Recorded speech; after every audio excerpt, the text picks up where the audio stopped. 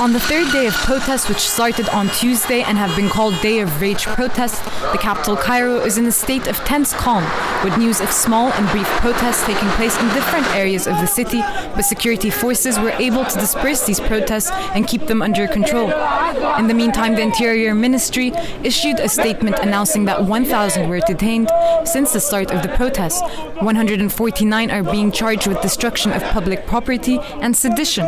Later on in the day, a large number of those detained were released. An independent coalition of lawyers stated that at least 1,200 were detained since the start of the protests. The ministry also said that it was practicing self-restraint, but that it would not tolerate any more mass gatherings. The ruling NDP's Policies Committee, which includes Gamal Mubarak, held a meeting to discuss the situation and issued a press statement which, despite lacking any concrete steps on how the government plans to deal with the situation, had a calm tone and promised to take the demands of the protesters into consideration.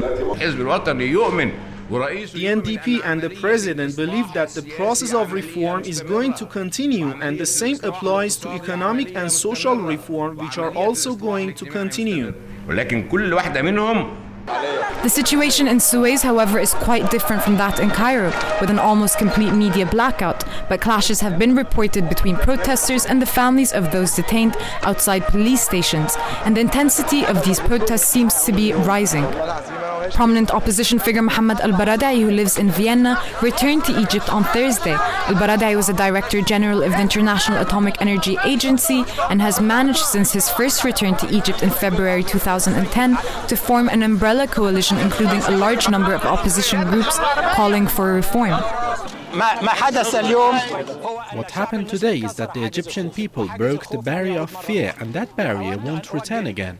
And I want to send a message to the regime that they must listen to the people. It's time to listen to the people. Protesters have promised to hold the biggest demonstrations yet on Friday after the Muslim communal prayers. The protests have continued for the third day across Egypt in cities such as Suez, Ismailia, North Sinai and Asyut. A strange sense of calmness and flow of traffic was witnessed in Cairo as protests continued in other major cities for the third day in a row. Protesters here say that they are regrouping and recharging ahead of tomorrow's planned mass protests that are supposed to take place after Friday prayers. At this point, it's not clear how security forces plan on handling the event, but what's for sure is that day will go down in history. May Kamel, Press TV, Cairo.